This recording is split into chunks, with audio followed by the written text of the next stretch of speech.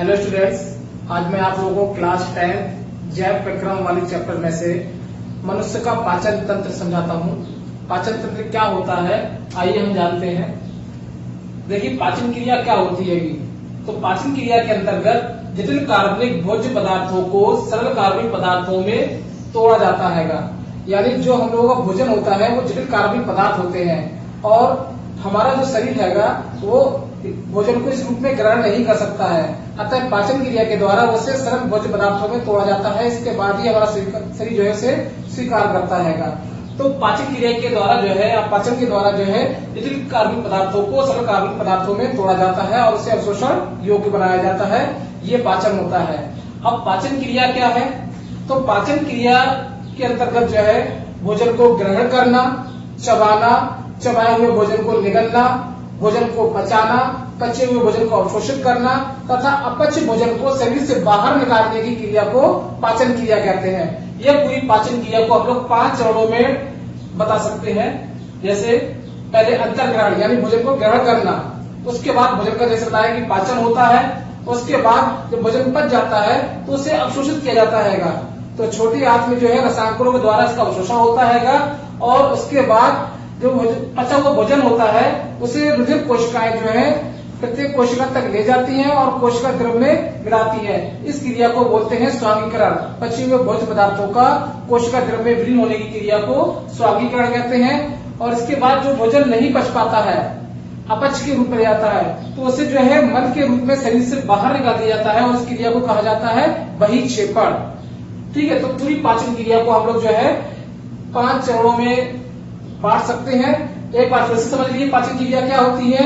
भोजन को ग्रहण करना, भोजन को चबाना, चबाए हुए भोजन को निगलना, भोजन को पचाना तथा पचे हुए भोजन को अवशोषित करना और अपच भोजन को शरीर से बाहर निकालना।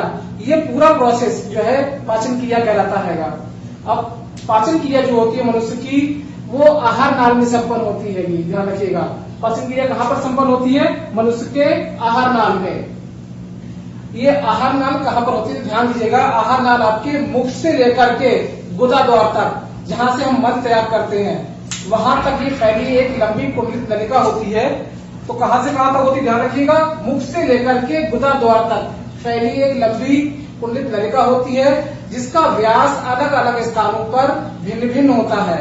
यानी कहीं पर ये अधिक चौड़ी होती है, कहीं पर सकरी होती है, तो भिन्न भिन्न स्थानों पर इसका व्यास अलग अलग होता है।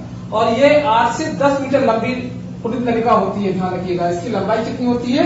8 से 10 मीटर लंबी होती है। ठीक है, कि आहार नाल को निम्नलिखित भागों में बांटा जा सकता है। ध्यान रखिएगा, मनुष्य की आहार नाल को निम्नलिखित भागों में बांट सकते हैं।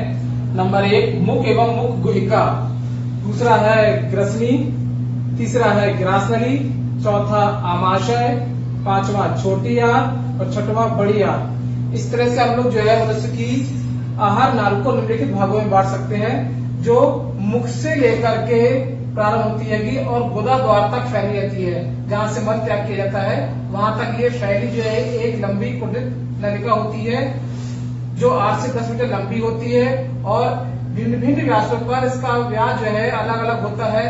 तो आपने देखा होगा, जैसे छोटी आंत जो है ये कम व्यास वाली होती है, सक्रिय होती है, और जो बड़ी आंत होती है ये अधिक व्यास की होती है। आइए हम इसके प्रत्येक भागों के बारे में डिस्क्राइब करते हैं। सबसे पहले मुख और मुख गुहिका के बारे में लिखा। तो आइए पहले हम मुख और मुख गुहिका के बारे में जानते हैं। मुख और मुख गुहिका क्या होती है?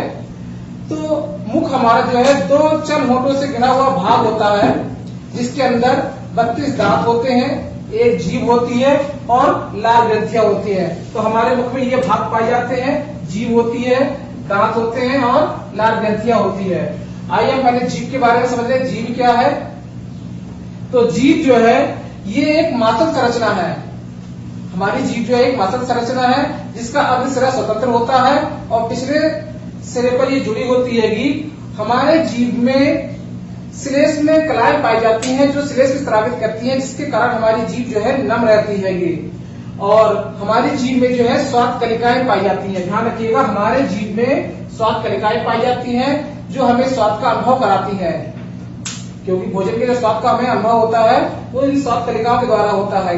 तो जीभ के अलग अलग सिरों में अलग प्रकार की स्वाद कलिकाएं पाई जाती है। ध्यान रखिए, जैसे जीभ के अधसिरे से हमें मीठे स्वाद का अनुभव होता है, जीभ के पश्च भाग से कड़वे स्वाद का अनुभव होता है, जीभ के किनारों से हमें खट्टे स्वाद का अनुभव होता है। तो इस तरह से जीभ के अलग अलग भागों से जो है हमें स्वाद का अनुभव होता है, ध्यान रखिएगा। इसके अलावा जीभ जो है हमारे लिए और किस प्रकार से पाचन क्रिया में सहायक होती है, तो ध्यान रखिएगा, जीभ जो है भोजन को पीसने में सहायता करती है।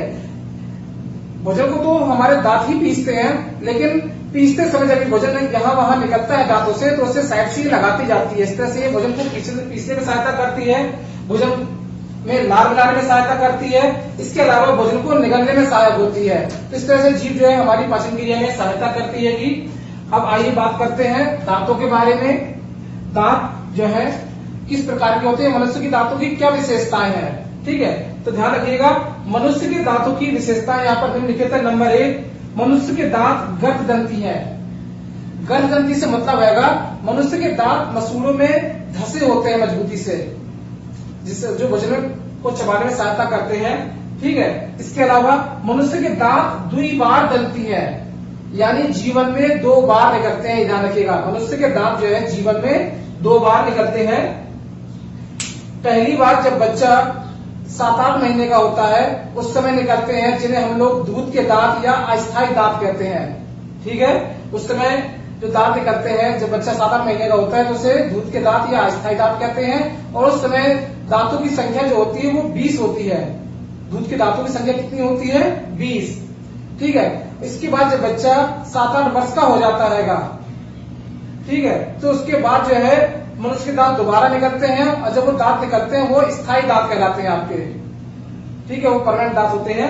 इस तरह से जीवन में 2 बार निकलते हैं, इसलिए इसे द्विबार दंती कहा गया है। खासतौर से मनुष्य के दांतों को द्विबार दंती कहा गया है कि जीवन में 2 बार निकलते हैं ये, ठीक है। इसके बाद जो वयस्क में जो दांतों की संख्या होती है वो 32 होती है, ध्यान रखिएगा। शिशुओं में दांतों की संख्या 20 होती है, जबकि वयस्क में दांतों की संख्या 32 होती है। अब मनुष्य के दांत जो होते हैं वो विषम दंती होते हैं, ठीक है, ध्यान रखिएगा। कैसे होते हैं? विषम दंती होते हैं। विषम दंती से मतलब है मनुष्य में 4 प्रकार के दांत पाए जाते हैं, कृंतक, रदनक, अग्रचर्वणक और चर्वणक। तो इस तरह से 4 प्रकार के दांत पाए जाते हैं मनुष्य में।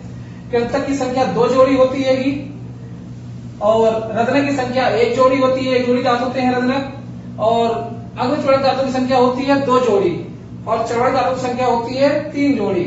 कृंतक, जिन्हें हम लोग इंसिजर कहते हैं, ये हमने आपके सामने जो है मनुष्य का दंत सूत्र लिखा हुआ है, और ये दंत सूत्र जो आपके सामने हैगा ये एक जबड़े का हैगा, ठीक है। तो एक जबड़े में हम देखते हैं इस तरह से जो है नीचे दूसरा जबड़ा हैगा, इस तरह से मिलाकर 32 दांत हो जाते हैं दोनों जबड़ों में मिलाकर के। तो इंसिजर दांतों की संख्या देखिए, इंसिजर दांत जो हमारे सामने की ओर होते हैं, 2 ऊपर और 2 नीचे, ठीक है। इस तरह से कुल संख्या 4 होती है, तो 2 ऊपर और 2 नीचे हैंगे, ठीक है, 2 जोड़ी होते हैं, 4 जोड़ी, यानी 4 कहलाते हैं संख्या में। तो इसका काम जो है भोजन को कुतरने का काम है। कृंतक दांतों का जो कार्य होता है वो भोजन को कुतरना होता है। रदनक जो संख्या में 1 जोड़ी हैंगे, इनका काम होता है कैनाइन, जिसे बोला जाता हैगा, और इनका जो काम होता हैगा ये भोजन को चीरने और जो साइड में दांत होते हैंगे, ये भोजन को छीलने और फाड़ने का कार्य करते हैंगे। आपने देखा होगा जो अधिकतर मांसाहारी जीव सारे, उनमें जो सारे दांत होते हैं, जैसे शेर वगैरह, उसमें सारे दांत जो है आपके कैनाइन ही होते हैं, क्योंकि वो मांस वगैरह खाते हैंगे, इसलिए उन्हें भोजन को छीलने फाड़ने का कार्य अधिक रहता हैगा। तो इसमें सारे दांत कैनाइन ही होते हैं, ध्यान रखिएगा। इसके बाद अग्रचर्वणक, यानी कि जिसे बोलते हैं प्रीमोलर, इनकी संख्या 2 जोड़ी होती है, और जो मोलर चौड़क दांत होते हैं इनकी संख्या 3 जोड़ी होती है। इनका काम समझ लीजिए प्रीमोलर का।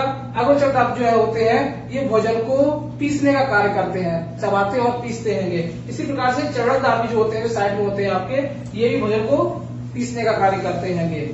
तो ये एक दंत सूत्र है जो लिखा हुआ है यहाँ पर, ध्यान से देख लीजिए आप कि आपके जो इंसिजर दांत हैंगे 2/2 के रूप में, यानी कि 2 ऊपर हो 2 नीचे 2 जोड़ी। इसी तरह से ये आपके इंसिजर कैनाइन दांत हैंगे जो 1-1 जोड़ी होते हैंगे।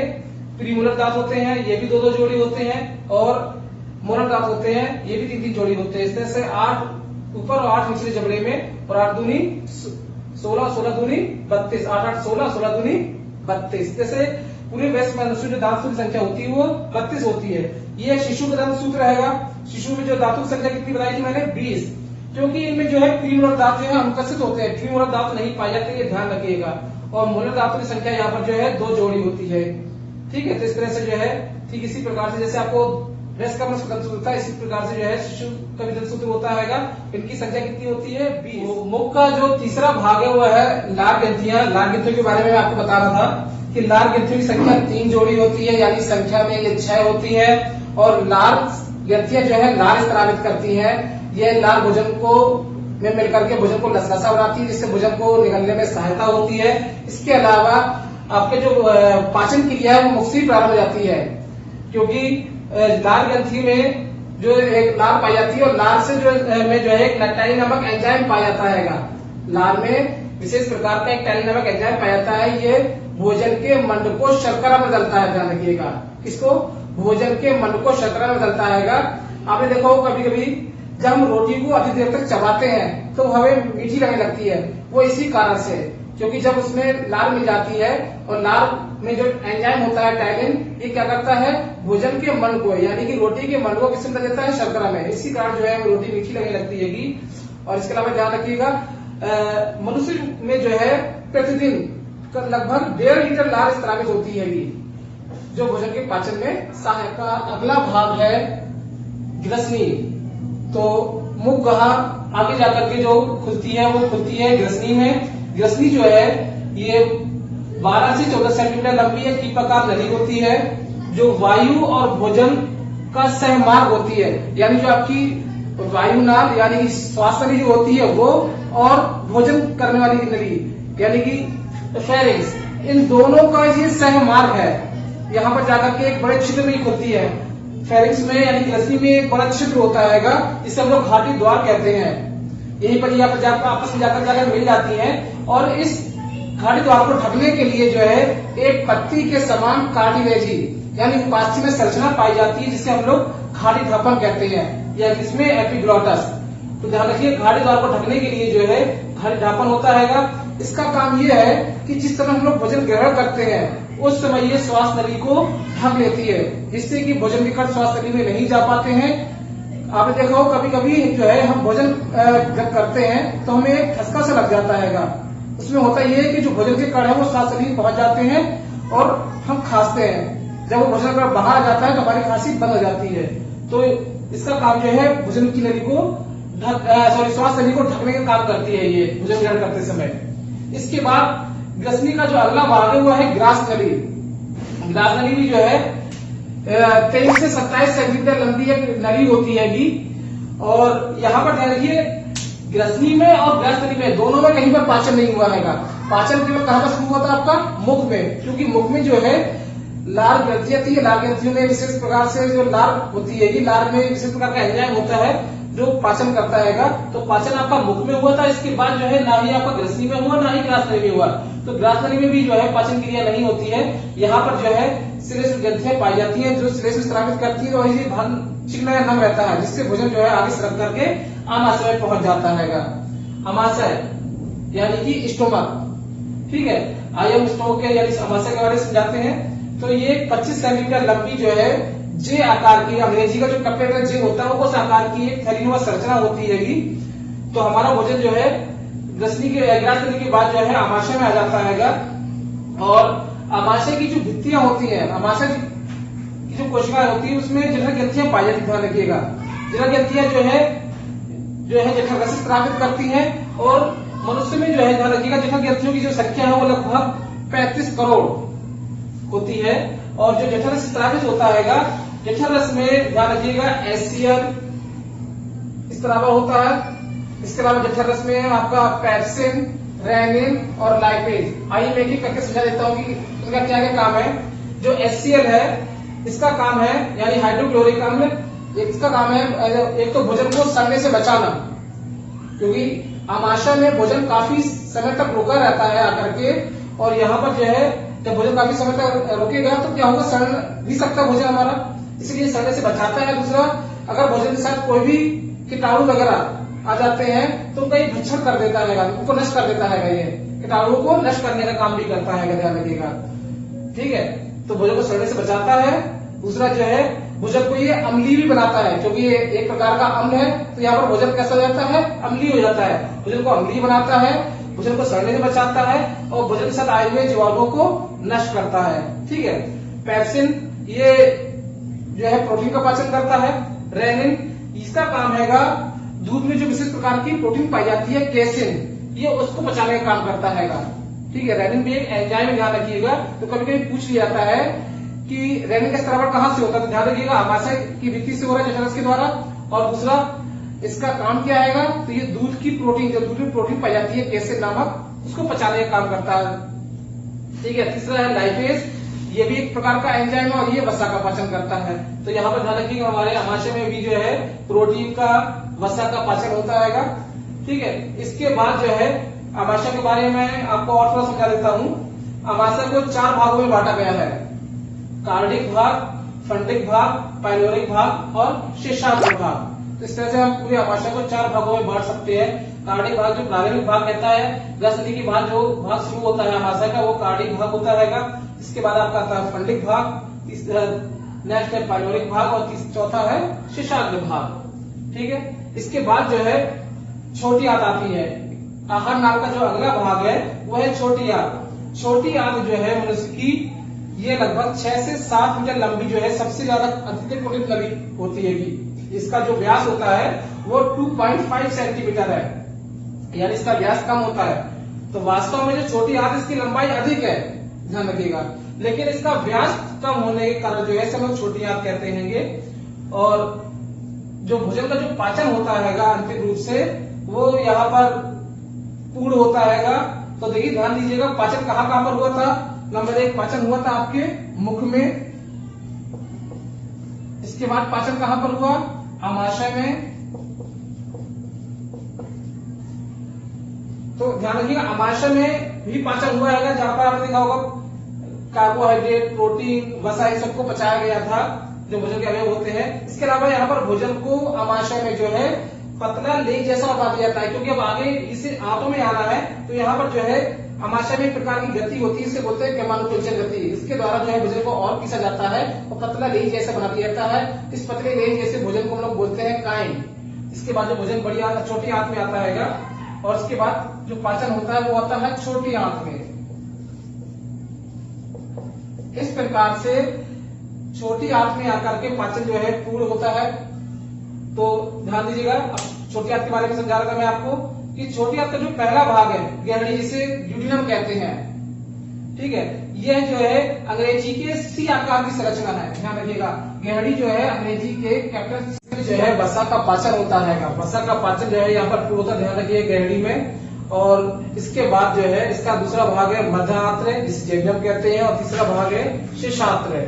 ध्यान रखिएगा, छोटी आंत के अधिकतर भाग में जो है अंगुली की सदृश संरचनाएं पाई जाती हैं, जिससे हम लोग रसांकुल कहते हैं। ध्यान, जैसे छोटी आंत है तो इसमें जो है अंगुली के समान जो है संरचनाएं पाई जाती हैं, अंगुली के सदृश से जो अंगुली से समान दिखाई देती है, इन संरचनाओं को हम लोग जो है रसांकुल कहते हैं, या इंग्लिश में विली। इनका काम ये है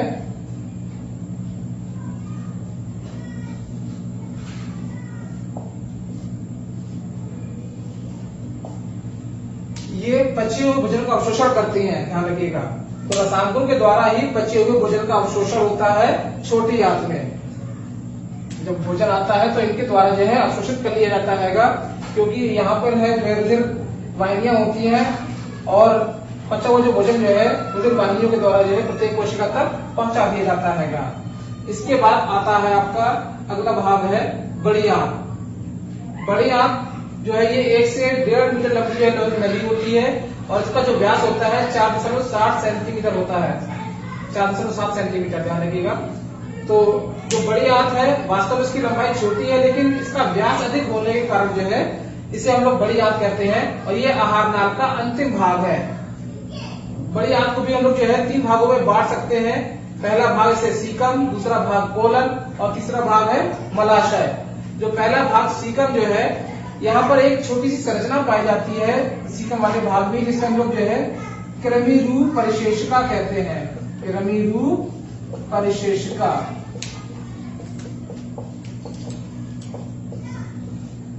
जिसे इंग्लिश में अपेंडिक्स कहा जाता है। कैमिलू प्रशेषका जो है ये हम लोगों के पूर्वजों में विकसित थी, अब हम लोगों में ये एक अवशेषी अंग के रूप में है, ध्यान रखिएगा। इसका काम ये था हमारे पूर्वजों में, क्योंकि हमारे जो पूर्वज थे वो घास फूस या पेड़ों की पत्तियां खाते थे। इनमें जो है पेड़ों की पत्तियों में या घास फूस में जो है सेलुलोज पाया जाता है, इसीलिए उन्हें सेलुलोज पचाने की सत्ता पड़ती थी। क्योंकि अब हम लोगों मनुष्य ने जो है भोजन को पकाकर खाना सीख लिया है, इसीलिए अब हमें जो है इस अंग की आवश्यकता नहीं हुई, इसलिए कारण जो है धीरे धीरे अंग क्या हुआ, विलुप्त हो गया। इसलिए अब जो है अवशेषी अंग के रूप में पाया जाता है ये अंग। ठीक है, तो ये बढ़िया आपका ये भाग है। इसके बाद दूसरा भाग है कोलन, और उसके बाद तीसरा है मलाशय। मलाशय में जब अपच भोजन पहुंच जाता है तो इसको जो है यहाँ पर से जो है जो अपच भोजन से जो है जल वगैरह अवशोषित कर लिया जाता है, और उसके बाद इस भाग से जो है भोजन अपच भोजन जो है गुदा द्वार में के द्वारा जो है मल के रूप में शरीर से बाहर निकाल दिया जाता है। इस तरह से हमारी पाचन क्रिया जो है पूर्ण हो जाती है। तो ध्यान रखिएगा, हमारा जो पाचन तंत्र है वो आहार नाम पे संपन्न होता है, ध्यान रखिएगा, और उसमें पाचक ग्रंथियां सहयोग करती हैं। तो स्टूडेंट्स, यदि आप लोगों को पाचन क्रिया में से संबंधित कोई भी क्वेश्चन में डाउट हो तो आप कमेंट्स करके जरूर पूछें, मैं आपके क्वेश्चंस का जवाब जरूर दूंगा। और मेरे वीडियो को एक बार लाइक जरूर कर दीजिएगा, और यदि आपको कोई भी डाउट्स हैं तो आप कमेंट जरूर करें। धन्यवाद।